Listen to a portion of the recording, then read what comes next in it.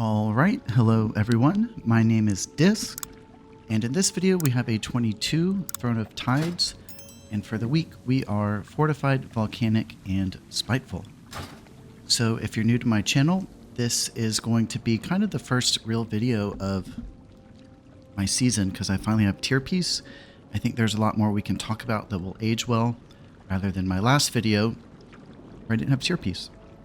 So first off the bat, if you're new to my channel, these videos usually run about 35 to 40 minutes where I will voice over a previous play. I think at best, listening to the front end where I have just little updates and tidbits of knowledge is really important. And then perhaps you can just skim around. So I will put chapter markers on all the bosses. And for example, on a tyrannical week, it's not a bad idea to look at the bosses. But I do have a lot of updates coming from my UI from weak Rs and add-ons that I'm going to talk about here. So I think there's a lot of information that I will cover throughout the video. So with that being said, I have been working on updating all of my stuff. And if you're watching this video, it has been updated. I think it's still somewhat like a beta version, but I will update this periodically throughout the season. So it's in a really good place now. I think I can go ahead and share it and it will be a lot of help. But periodically I'll try and let you guys know through my videos that there have been updates. But so off the top, we've updated our weak Rs. We have really good weak Rs for fixates, weak Rs for seeing absorbs, weak Rs for seeing targeted casts. Really important as a healer, even more important as a Dîsc priest. So we'll see that as we get going. I've updated my KUI, which is really, really important for min-maxing a pull. Quick side note, every pull has a best target. You don't want to just willy-nilly pick targets at random. You want to generally target the most threatening mob. The most threatening mob generally has the most health. And it's for one main reason, and it's that, well, at least I play long Schism. You want that value to go on the healthiest mob. You don't want to put it on a lesser mob where there's a potential for the mob dying with Schism value. So you really just want to direct your attacks in the correct place to get most out of your damage and healing. So the way this usually goes is we generally will look at talents, then we'll look at HPS and DPS of the key I just did, so you can kind of get an idea of what's about to happen, and then I clip over to the key. So I am investing more of my own time into this channel and my content. So if you find anything helpful or useful, or if you download my weak Rs, download my add-on codes, I would really appreciate it if you would consider throwing me a tip. I do have the super thanks line open here within YouTube. It's right underneath the video. I also have a Patreon if you would rather go over to Patreon and support the channel in that way. Or I'm also available on Medify for online coaching. It is a website platform all about coaching gamers, and I believe I'm their only Dîsc priest who's verified over there at the moment. And more than I love playing Dîsc and min-maxing Dîsc, I love teaching as well. I think that's one of my other callings in life. I've kind of been a teacher since as long as I can remember. So if you're interested in a lesson, that is another great way you can support the channel. So let's go ahead and look at talents. I'm going to try not to dwell here too long, but let's start on the priest side. In this key, there are some perhaps mistakes that I think are really important to see and talk about, because even though there's a mistake that happened, I learned from it, and I think there are things that my viewers can learn from it. But the first mistake I'm talking about, I think especially on Fortified, maybe not on Tyrannical, but we need this improved Purify. There are a lot of diseases that go out in the final hallway that cause deaths. So I think what I could have done, I voted Holy Nova because I wanted that damage grab on some of the smaller mobs. But I think the better play by a long shot would be to take the improved Purify, and that would have saved more time. I am voting Mass Dispel, and it's only for, what is it, the second boss? It's hard for me to justify a full point spent for one fight, but for the sake of practice and for the sake of my channel, I wanted to show you probably the best and safest way to go about that, so I'm taking Mass Dispel. Then let's see what else. I pulled this points out of down here. This was a flex point. I don't go Words of the Pious. I don't think we have enough points to spend. I do take the Bulwark though. I look at this as a small cheat death. I think it's invaluable. I do not play the Spore Cloak, so I take this instead. We do need Essence Devourer. That is for our Discipline side. I do take Improved Dots. We'll talk about that in a second. I take Tithe Evasion for this little bit of a defensive. So I use KOI nameplates. It makes it really easy to snipe executes, and I think I'm in good practice of getting extra. It's something I work on constantly, something all Dîsc priests should work on constantly. If you're hitting a lot of executes, you get more value here. If you're not a player who's getting that many executes, no point in it. But KOI nameplates really empowers us as a Dîsc priest. Our executes are the biggest heal we have, especially if your Mindbender's out. So executes are very important. Sniping them out of a crowd is very important. And then the Discipline side, this is really similar to my video, what was it, yesterday? So I'm going to try not to dwell here too long as well. But let me look at this. Yeah, so this is what I ran for this key, and I think it's really, really powerful. I'm going to splash the damage in just a second, but we'll notice how my Smiting and my Mindbender is in the lead by a mile. And I do prioritize those spells, but I think such a discrepancy actually goes to show their weight in our spellbook. They do so much more than anything else and have so much more value. It is more valuable to Smite, to farm his uptime, and rely on your torments getting 6 to 8 torments than anything else. So that's why I don't use Ultimate Penitence. What I'm finding, it's hard to do, but a perfect pull will have 0 downtime on Mindbender. You should be able to expire 1 and have your second come available immediately if you're doing it right. And that is something you should aim for with our new tier piece. That is why I don't take Ultimate Penitence. I think you could get good use of it on, what is it, the third boss with that large knockback. But as long as everyone's atoned, it doesn't matter if they're in your range. Your tier piece will keep their atonements active, and you could just get away with smiting. But every single knockback should have the boss in range of you. And as long as your Mindbender's out, it doesn't matter if you've lost LOS on some of your party, the atonements will last, and you can heal them even if you're spread apart. So I don't think knockback prevention is that valuable. You don't need it. And then let's see. So here's the new point for me. I'm not going to talk about this too long, but I am going Expiation. I think there is an argument for Fortified Throne of Tides to go Harsh Discipline. And you'll see here coming up, we have a bad pull with a couple of deaths. I think the whole group needed to do something different. We could have done it better as a whole. I definitely think these drowning mechanics are a group problem, not a healer problem.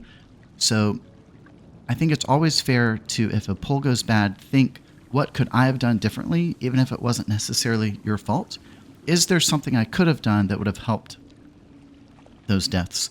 And I think, again, Throne of Tides, Fortified, Castigation for 1 bolt, Harsh Discipline for 2. I think this could have helped. And we'll talk about that more when we get there. I do go Expiation instead. It really empowers off of these dots. I take Long Schism, which really empowers my Expiation, really empowers my healing. It's hard to see, I think, from a third-person point of view, but I use focus macros to help maximize my Schism. We're so often encouraged to leave our Schism. We have to have an easy way to get back to our Schism. And then with this extra point, I'm not spinning in Castigation. I have gone TE. It's something I don't really care too much about maximizing, but within my Mindbender window, it's actually, you almost actually don't even have to think about it to empower all of your torments. So empowering an AoE spell does a lot more than empowering like a non-AoE spell, so we can add so much more output to our plays if we give a little bit of effort into maximizing TE with our Mindbender, which again, we should aim for like 98% uptime. So let's go ahead and look at healing first. There's really not much to look at here. I'm just trying to show how much weight Atonement holds in a run like this. It's doing almost 60% of our healing. The only other important thing to note is our atonement heals come from our damaging spells. So what I'm trying to say is the bulk of a key, you need to be dealing damage. So if you get in these ruts where you're relying really heavily on Rapture, relying really heavily on Radiance, like the last patch, or relying heavily on Flash Heals, Renews, things like that will be taking us away from our prio spells. We get more from damaging, so it's like it's gapping. What am I saying? It's trying to gap this bridge. Is that an expression of where we need to look at things like death and an offensive penance? We need to look at those things as heals also, even though they're going into an enemy. And here's our DPS meter. I want to note on the top, my overall was 88.2 thousand per second, which I think is stellar. I always like being above the Evoker if I can, and I don't have my final crafted piece yet, so I think this will go up. But take that with a grain of salt because we have a lot of buffs in this dungeon, so that is a very high number on average. And then take a look at the DPS breakdown now. So number 1 and 2, Mindbender and Smite, are in the lead, I think for 2 reasons. 1, that I am prioritizing them, and 2, because they are that important in our book, which is why I've built a talent grid to favor them. And then underneath that is Dark Reprimand. I only have 3 bolts. Most of the time I'm clipping my penance.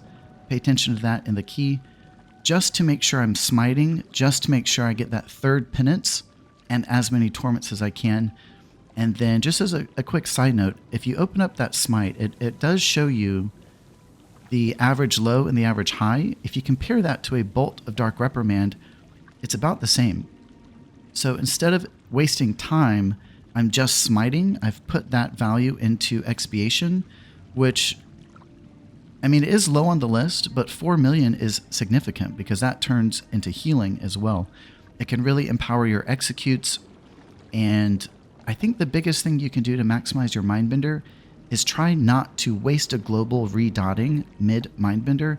Rely on your penance to spread your dots. This is another area where a focus macro to return to your schism would be really helpful because you can navigate away, penance someone with the dot, and then navigate back, and your schism dot will be refreshed. So yeah, I think the biggest thing I wanted to show here is the weight of Mindbender and Smite. I'm noticing commonly my Mindbender percentage is between 25 and 30. So if you were to compare this to your own, and the percentage of your Mindbender is maybe between 15 and 20 instead, or even lower, to me, if I were trying to like diagnose a problem there, it would be that you're not prioritizing the right spells. So this is just insight into that. And I don't do this enough, but it is requested often on my channel. I can't share my BigWigs profile, but I can teach you the philosophies I live by when it comes to customizing this. If you use BigWigs or DBM, out of box, everything is turned on. That is not the intention on how these add-ons should be used. And I think it's quite misleading to a lot of people because they don't even think to turn things off. They use it out of box and end up having an add-on that's hurting them. So anyway, my philosophies are simple. I don't like to display any message on my screen. So like for example, you can customize them further. No messages. They're usually exactly in the same place your nameplates are. I don't like that competition. You learn dungeons well enough that you don't need it to be like, if you're pausing to read one of these messages, you're doing the wrong thing. And then, yeah, so less is more with UI, less is more with these type add-ons, no messages. And per boss, I generally try and only track 1 bar timer, and that's where I'm going to place my heal. So instead of having 6 bar timers up and first having to decide which one is for my heal, I just turn off all of the bar timers except the one where I have to line my heal up. And as a Dîsc priest, being prepared is the name of the game. We usually have to lead damage by like, at least a couple seconds. So the only bar timer I have for the lady is the Tempest. I might also track the High Tide for the intermission, but all of these give me an audible. I think a system of audible cues for dodging damage is the best, because when it comes to ground damage, I feel like it's just really valuable, or the only thing that is valuable really is knowing that the attack started. And getting these audible cues is really nice for that. Using one bar timer, it helps a lot. And then on the second guy, again, these all give me audibles, but the only attack I'm tracking the timer of is the Festering Shockwave. I have the bar timer. So this is where you need to be prepared. This is where you need to load your heals. And for these other attacks, I just like hearing the audible cue. And then we have this lady. So actually watch this. So I don't want this. Wait, what's going on? I don't know why it's yellow. So Flame Shock I actually track with a weak aura. I track the Flame Shock on her nameplate with an add-on that's for enemy cooldowns on nameplate. So I track that there, and then I track the Stone Fury Totem as a bar. So fights where I want to track 2 timers, I try and separate them in different methods. So whenever I see a bar timer expiring, I know it's a totem, and then I can separately track her Flame Shock timer on her nameplate, so I just don't confuse them. That is my thought there. Then on the last boss, we have a lot to dodge, so we have a lot of audible cues here.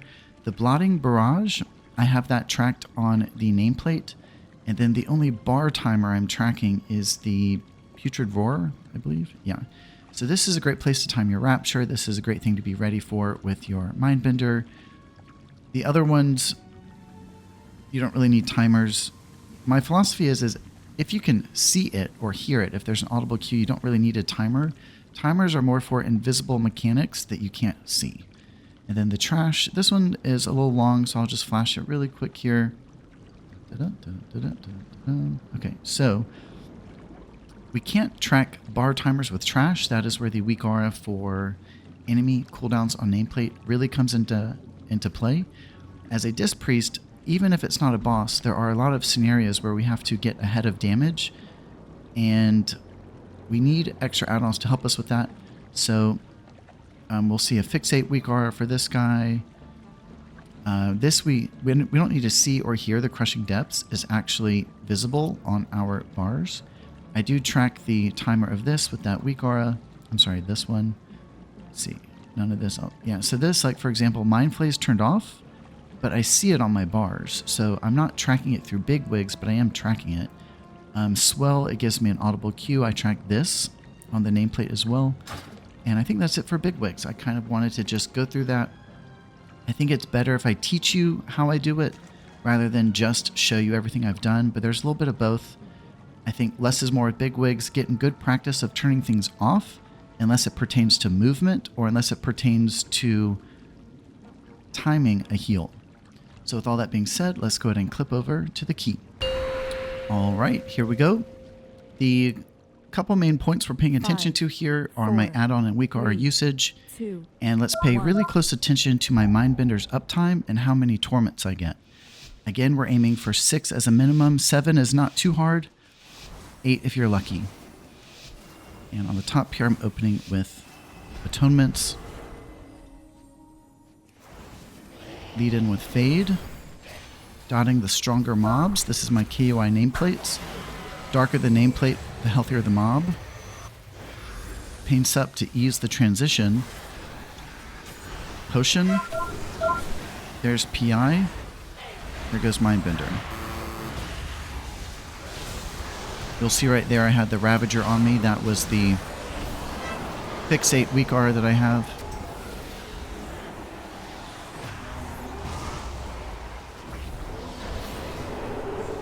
And that was 7 torments. That was really good. And you can see there's a little counter there next to him. And that is a weak aura for showing heal absorbs.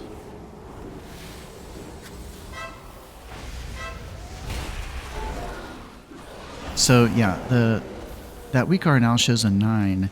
It's an imperfect weak aura. If anyone is good at coding, I'll pay you to make it better. But it resets every Mindbender, but it will track beyond. I'd have to watch that back, but I'm having the hardest time getting used to a 20-second Mindbender. I think I'm losing uptime. If I had to guess, he was ready a lot sooner than I sent him out a second time. So there we have the Fixate Weak Aura again. And notice on the mini boss's nameplate, God, I'm getting ate up by that guy. On the nameplate, we can see the timer of that attack. It's kind of dodgeable, but by and large, it's just going to hit people. But seeing that timer is really nice to make sure you're ready. See how many torments I get here. And this is a great example of my Shade Weak Aura. Whenever they are on you, it will sparkle to help you dodge the important ones. Very similar in my Fixate Weak Aura, we track the Ravagers who bite you. So right now I have Mindbender, but I'm waiting for her to hit execute range. I'm trying to set myself up for an 8. Smite in between. I redot after the Dark Reprimand to empower my dot. 6 torments, 7 torments, 8. It was on a shade, but it counts. That's what you want to aim for. So Mind Blast is 1 torment. We can, if we play our cards right, always get 3 penance. That third penance is kind of the easiest one to drop. And your deaths are, you can always get 2 deaths. You can get upwards of 4 if the play pans out. And I think this is where we have a few problems. Let's see how this goes. There's PI. Mindbender's out. So we do have a Dispel.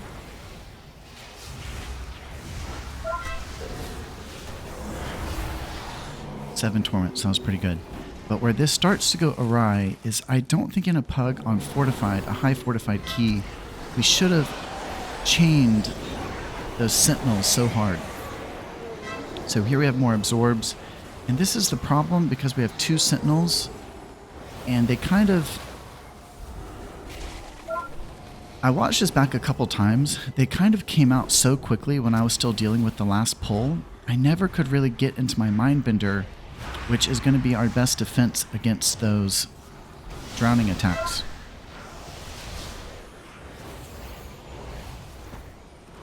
So from the tank's perspective, he could have laid an AMZ here. From the Demon Hunter's perspective, he could have laid a Darkness. When our Evoker died, I don't think he walled. And without the Evoker, these subsequent drowning attacks just took us out. So I think everyone could have done something differently there. I think those mechanics on high keys are a group problem. I think everyone needs to do something as the individual. You got to play your part, play your spells. And as, like, let's say you're a paladin or you're a druid tank, you need to be able to offer some assistance there. If there, was an evoker, I think he needs to be helping with those. It is just going to get out of control as we start doing higher keys. But from my perspective, if I was running Harsh Discipline here, that might have saved it with the extra bolts. That will be our biggest single target heal. And yeah, that's really my... I'm working a mass here for the double. Yeah. So losing our only reliable single target heal from a predictable Harsh Discipline, that is honestly my main issue with the change. Sometimes we just need a large single target heal. There's the Fixate Weak Aura again. Looks like I have PI. There's PI. Mindbender just came available and played him again with literally 0 downtime. Staying focused on the healthy mob, the healthiest mob. Bouncing around my targets to keep my dots active. And there was a double execute on the tail end. But that was a 7 torment window. Pretty good. What I'm noticing is, I know some people disagree, but when I'm clipping my penance and saving the time and banking talents elsewhere, my average amount of torments is above 6. And I think, I just think preserving that time and prioritizing torments over anything, I kind of just think that's the way to go. when I let my penance finish channeling all the way, I'm more consistently missing torments. And I'm not smiting as much. So it just has recoil in so many directions. My atonements aren't extended, etc. Work in a radiance. Often we will have to work in a radiance within our Mindbender. The way radiance works now is like it's always been. It's a cast. It's not a bad cast, but it's kind of something you have to plan for when it comes to positioning and timing. And you want to load it on the back half of your Mindbender when you can. Okay. So I have Mindbender. Okay, we have a lot of fixates. Fade on the rip. Potion for the BAP. And this Mindbender was a little bit different. I did not have time for single atonements. I did my atonement ramp with a Radiance. A very valid play, but your atonement ramp will be weaker. And that was a 7 torment. The this weak aura is slightly imperfect. I wish I were better at them. Yeah, it's tracking Mind Blast, Dark Reprimand, and Death. It's not tracking the Inescapable Torment. I just don't know how to do that since the Mindbender is a totem. I just don't know how that works. But I do have it reset every Mindbender, and you should have 100% uptime. So it works in a sense. But okay, so here's our second Mindbender. The downtime there was good. A double execute on the front, which means I might get an 8.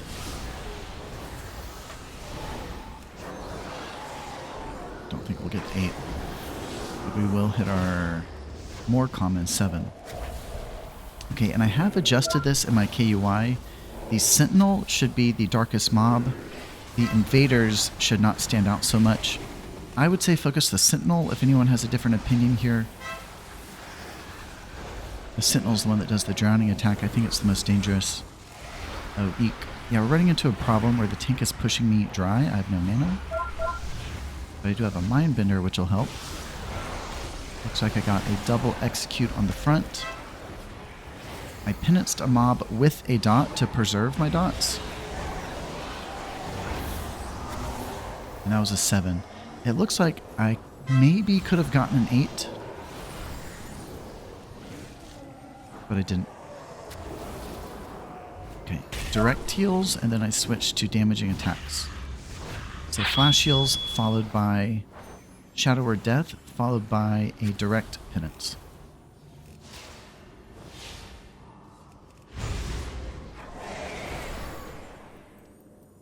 Yeah, honestly, if anyone can do weak Rs, or if anyone knows someone who can do weak Rs, I will pay for them to fix my torment counter. I just don't know how. Okay, on this boss, we're only tracking one attack. It's where she zaps people. I think it can unnecessarily chain, so I try and stand away from my allies.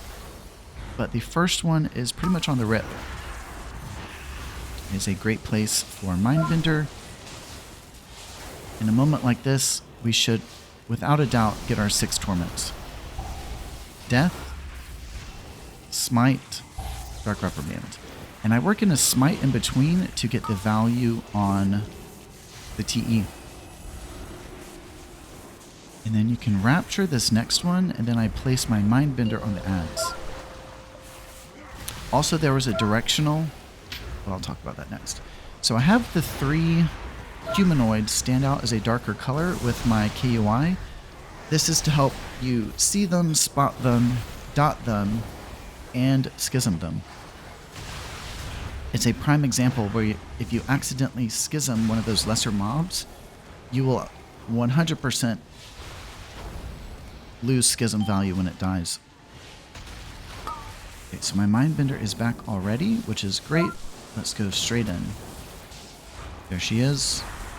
Mind Blast first, Dark Reprimand second, Death third. That is our trifecta of spells. The more consistently you can hit them in that order, the better. Worked in a Radiance before the last Dark Reprimand. That was 6 Torments. Fade on the transition, always a good idea. And looks like my Mindbender just came available. Let's see how quickly I play him. There it goes.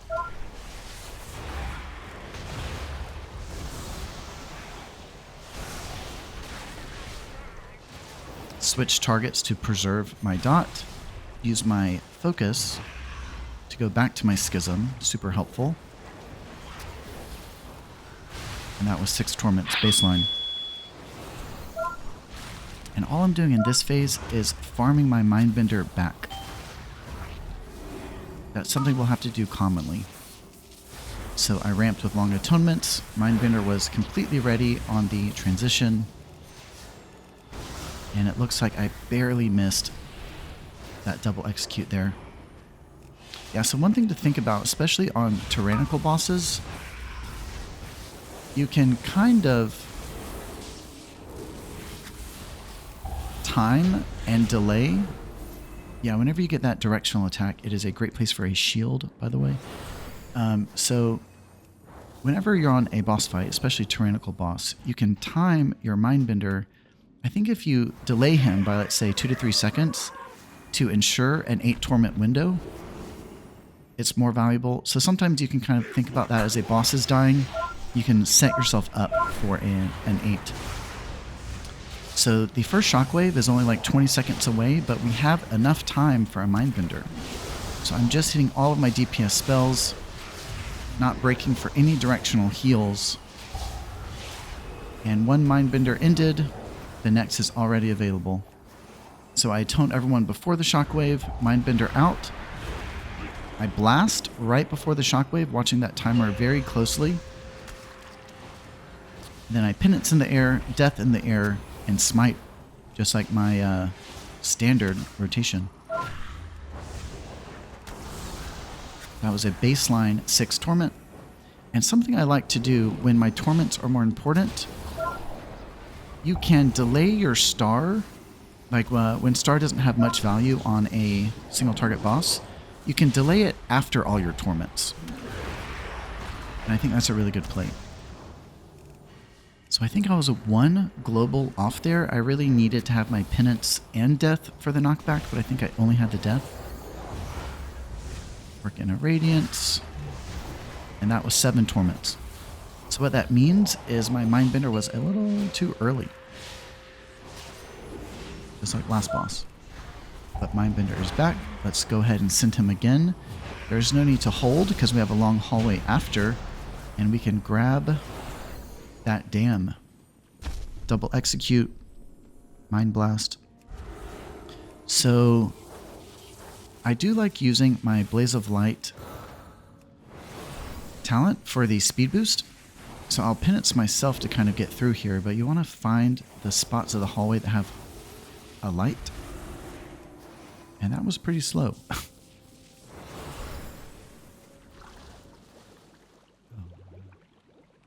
Oh. For the record, I've been zerging WoW so hard for the last couple days. I think this was at midnight. I was really tired and zerged out and stoned. So, sorry in advance. Sorry in retrospect. Okay, so we have these darker red mobs. Those are great focuses. The lesser ones, you don't want to put your Schism on them. There's my PI. I fade over here so that I don't body pull.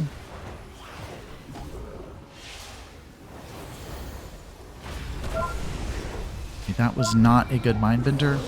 And when you get pulled around, that's likely to happen, but that looks like it was only a 5.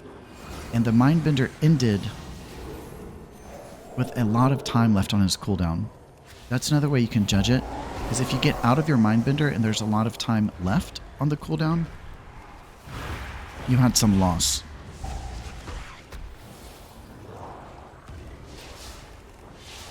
More torments, more time, more CDR. Looks like that was 7. That was pretty good. Alright. I really like that counter. I hope it makes it easier for viewers to kind of track along. sometimes something like that is hard to see. So yeah, to be totally honest, I spent hours yesterday trying to make this weak aura, and this is the best I got, and I had to walk away from it. I was too frustrated. Okay, so what it looks like is my Mindbender has a long time to go. I'd have to watch that back to see exactly what happened there. I think it's just all those grips. I think your torments get fucked up here. Okay, but Mindbender is ready.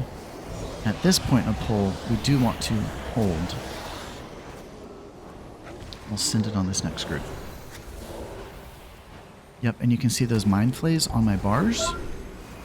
You can see the precast of the mind flay, and then you can see the dot of the mind flay. So it's something you can get ahead of with the targeted casts weak aura. It's also something that can be interrupted.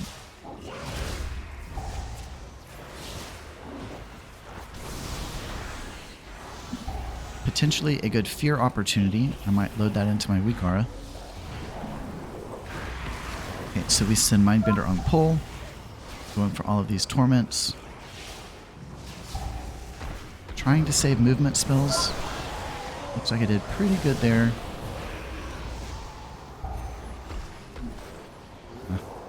Lost my dot. Yeah, so one mob did not have dot, one mob did. In a case like this, where it's a 2-target cleave, the task is pretty simple. You always want to have your dots up without re-dotting. So here's Mindbender. Let's see if I can turn out at least a 6 here. I need some help. Yep, switch targets to preserve my dot on my schism, and then I switch back. 5, 6. Oh, that turned it into a 7. So it's relatively easier to get a double execute on the latter half of your window. It's harder to get one on the front half. So these are fortified. I want dots on as many of them as possible. Here's our Mindbender. And that is a great place to use life. I know it's a point of contention for some people.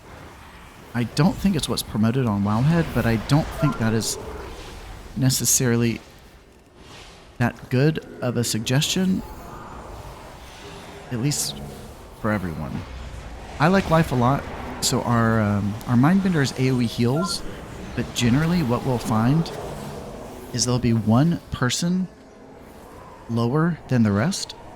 So you can plan to use life in scenarios where there's really predictable incoming damage. You can just do your Mindbender rotation, let someone sink into life range, and then weave in a life. I couldn't play without it. Okay, so notice my bar is for the totem. We definitely want heals going out in this phase. If you can, do your AoE spells to help the totem. Whenever there are adds in a boss fight, it is a great opportunity to catch executes. And notice on her nameplate, I'm tracking the timer of this dot. So eventually the dot gets ahead of you, and you have to heal one. Ultimately, you just have to heal one and then dispel the other. And that was my mass. So you can work in a mass, and that'll help you catch up for one. And if it's ever myself, I try and always prioritize that. Let's see, my Mindbender's up. I really need to get him out. We had to pain set that one, dispel the next one. Mindbender. Yeah, so it can get ahead of you a little. So I try and get to my second Dark Reprimand, then refresh the dot so it's empowered. 4, 3, 2. And that was a good baseline 6. There's a fear. Really good to see that on your bars and have a quick dispel. Let's see. I think I can get an 8 here. 1, 2, 3, 4, 5. Gosh, the bitch is gonna die. 3, 2. Should have just sent it. Should have sent it. Okay, I tried for the 8. I tried it, but she died. That happens a lot. It's hard to get the 8.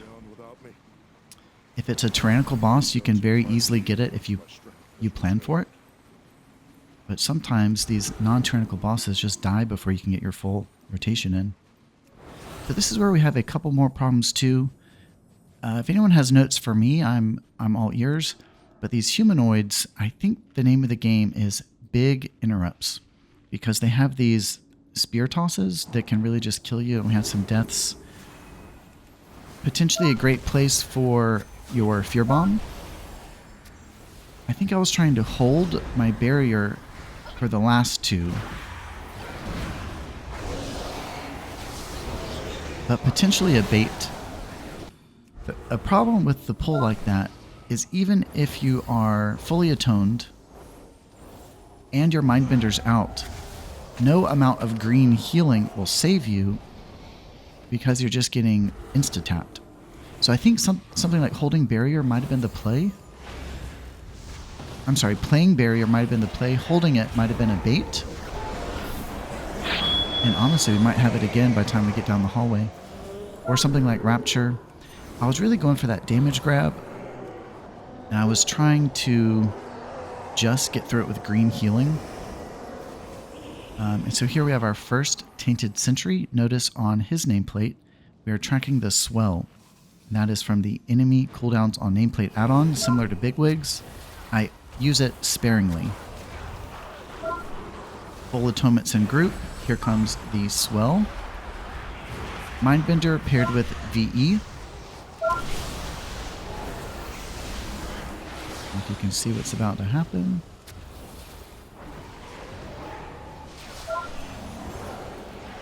Okay, that was not my best Mindbender. That was only 5.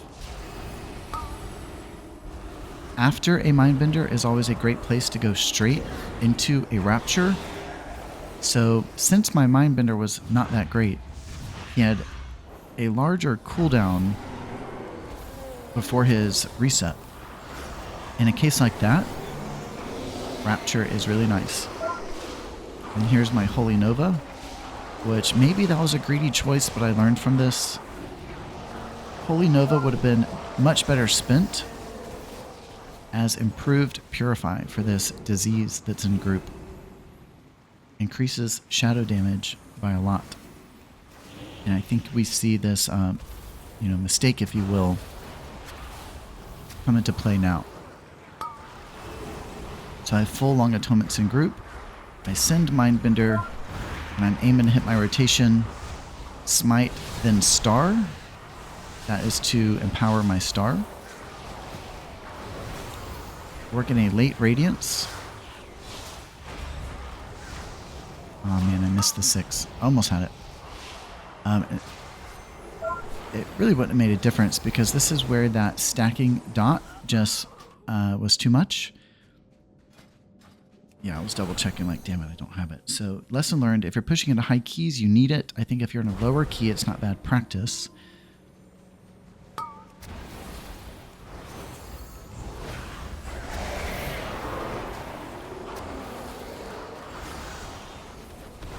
Dotting a couple Star, Holy Nova.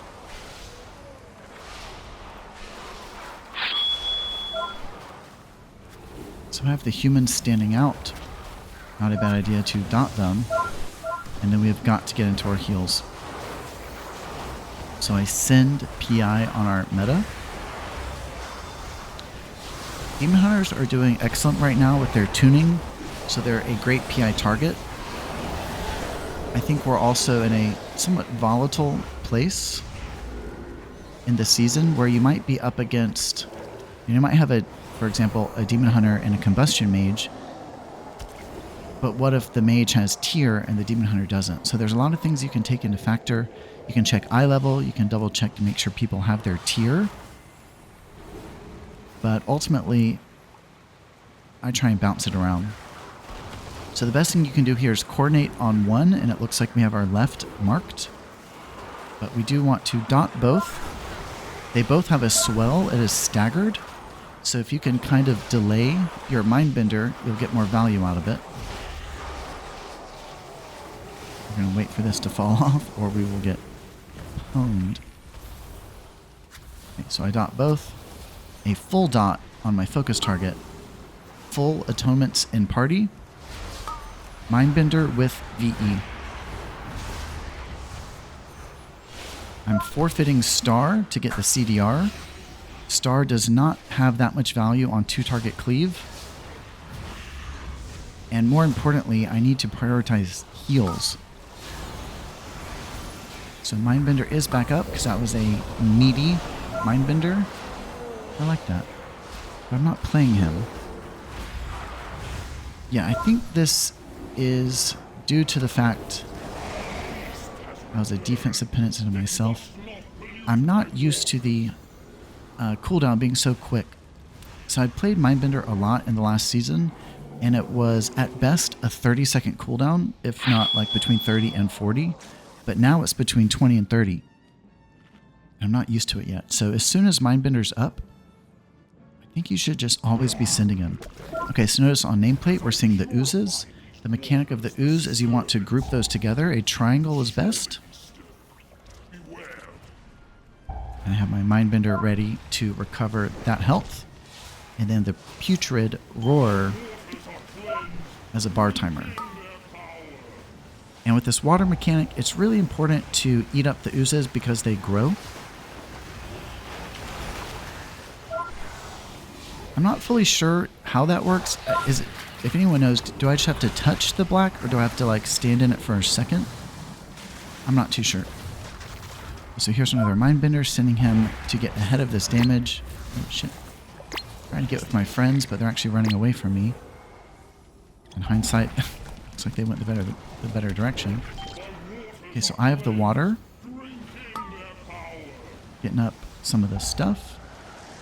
I think the hardest part here is if you have the water, you're in the black, and the purple attack comes up too. Okay, we missed a little bit of the black. And I have changes in my KUI now. The splotches are a different color. Those are the more important mobs. Okay, so me and the mage, we're a little bit separated. But watch the mage now. This is where we start to have a real problem that we got lucky and worked around. The mage and I are both selected with the water. You see his nameplate over there? He's not playing the mechanic. And we have all this black that is eating up the room. It's a 2-person job. And yeah, so there's a lot of black over there. But maybe I was running through it too quickly anyway. I'm not sure if you have to slow down. Yeah, I just don't know. Mindbender just came back up. Everyone selected had an atonement. Mindbender out. Looks like I lost the TH. So the biggest change that I like, not shocking for me to say, the biggest change I like in our talent book right now is that Power Word Life leaves an atonement behind now.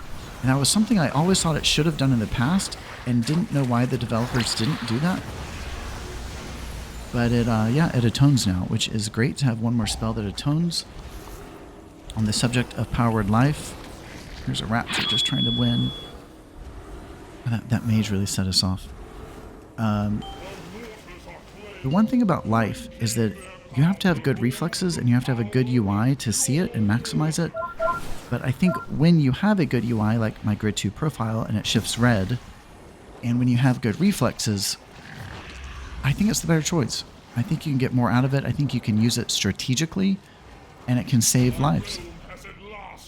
All right, so that was the key. I'm still learning myself, but I think I've done a lot to learn this one, and I've updated all of my stuff. I've been doing it every key I do. I think as maybe something I can, relate to anyone watching this video is as you do a key, it's not a bad idea if you record it, watch it back and see where all your mistakes are and come up with a solution to make less of those in the future. And I think your UI can do a lot to help you. And again, I've updated all of my stuff. So if you are looking for an update or if you're new to this channel, it is all available in the description below. Again, I'm available on Medify. If you're interested in a lesson, please go check that out.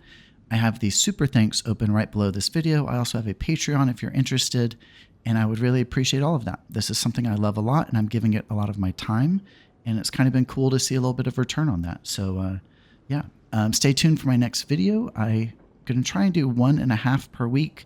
Still on the fence about raid.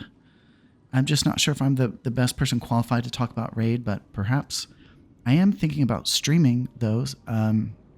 If anyone's heard of Twitch, I thought about doing that.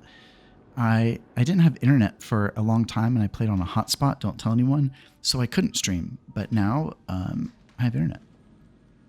I live way too far off the grid, but yeah, I have internet now. I'm considering doing Twitch to maybe stream raid or stream my keys that I don't review.